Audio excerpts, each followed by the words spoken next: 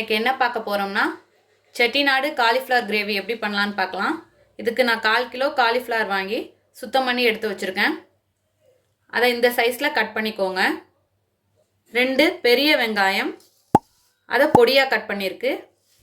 2 medium size தக்காளி அரைச்சது, 3 பச்சை மிளகாய், 1/2 டீஸ்பூன் மஞ்சள் தூள், 2 டேபிள் ஸ்பூன் மல்லித்தூள், 1/2 டீஸ்பூன் மிளகாய்த்தூள், 1 டீஸ்பூன் கரம் மசாலா, கொஞ்சமாக பால், இது காய்ச்சி ஆற வச்ச பால், 1 டீஸ்பூன் சர்க்கரை, கொஞ்சமாக கசூரி மேத்தி, உப்பு தேவையான அளவு, எண்ணெய் தேவையான அளவு. இப்போ செய்ய ஸ்டார்ட் பண்ணலாம். இப்போ ஒரு கடாய் வச்சுக்கோங்க. 3 டேபிள் ஸ்பூன் அளவுக்கு எண்ணெய் விட்டுக்கோங்க. இப்போ எண்ணெய் நல்லா ஹீட் ஆயிடுச்சு. இதில் பெரிய வெங்காயம்,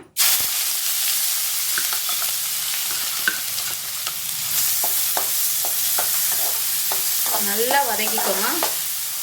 இப்போ இதில் 1 டேபிள் ஸ்பூன் இஞ்சி பூண்டு பேஸ்ட், இது நான் இன்க்ரீடியன்ஸில் சொல்லலை, சேர்த்துக்கிறேன், மறந்துட்டேன்.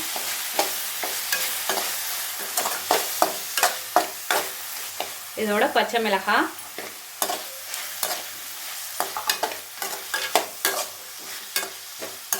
நல்லா வதக்கிக்கோங்க. இப்போ கிரேவிக்கு தேவையான அளவு உப்பு சேர்த்துக்கிறேன்.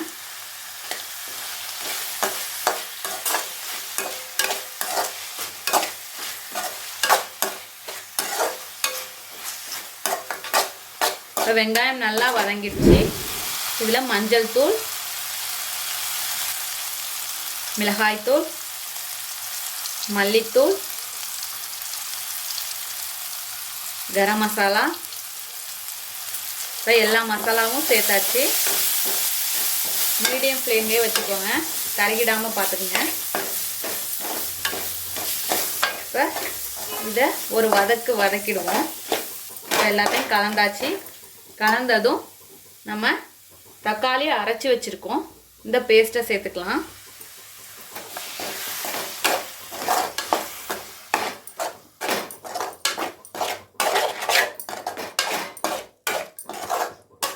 நல்லா வதங்கட்டும். இது நல்லா வதக்கினதும் நல்லா தண்ணி சேர்த்துப்போம்.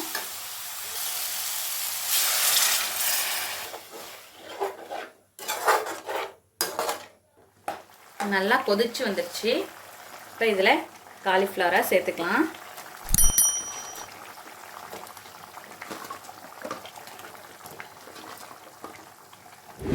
இப்போ காலிஃப்ளவர் சேர்த்தோன்னே மூடி போட்டு க்ளோஸ் பண்ணிக்கலாம், கொதிக்கட்டும். காலிஃப்ளவர் மசாலா எல்லாம் வெந்து நல்லா வரட்டும், வெயிட் பண்ணுவோம். இப்போ ஓப்பன் பண்ணி பார்க்கலாம். நான் இடையில ஓப்பன் பண்ணி கிளறி விட்டுக்கிட்டேன்.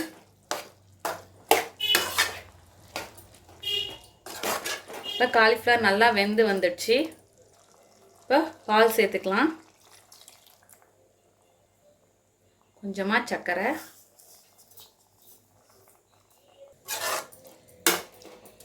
நல்லா வேகட்டும். இப்போ இது நல்லா கொதிக்கிறதுக்குள்ளே நம்ம ஒரு 7-8 முந்திரி பருப்பு ஊற வச்சுருக்கோம் தண்ணியில், கொஞ்சமாக கசகசா, 2ஐயும் சேர்த்து பேஸ்ட்டாக அரைச்சி எடுத்துகிட்டு வந்துடலாம். இப்போது அரைச்சி வச்ச பேஸ்ட்டை இதில் சேர்த்துக்கலாம். கொஞ்சமாக ஜாரை கழுவி சேர்த்துக்கிறேன். எல்லாம் சேர்த்து நல்லா கலந்து விட்டுக்கோங்க.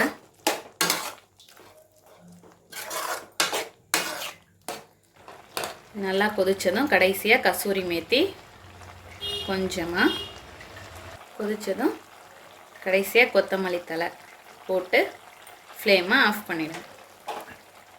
இது சப்பாத்திக்கு பரோட்டாவுக்கு சூப்பரான சைடிஷ்ஷாக இருக்கும். நம்மளோட அருமையான அற்புதமான செட்டிநாடு காலிஃப்ளவர் கிரேவி தயாராகிடுச்சு. இதே போல் நீங்களும் உங்கள் வீட்டில் செஞ்சு பார்த்துட்டு எப்படி வந்துச்சுன்னு கமெண்ட்டில் சொல்லுங்கள். தேங்க்யூ.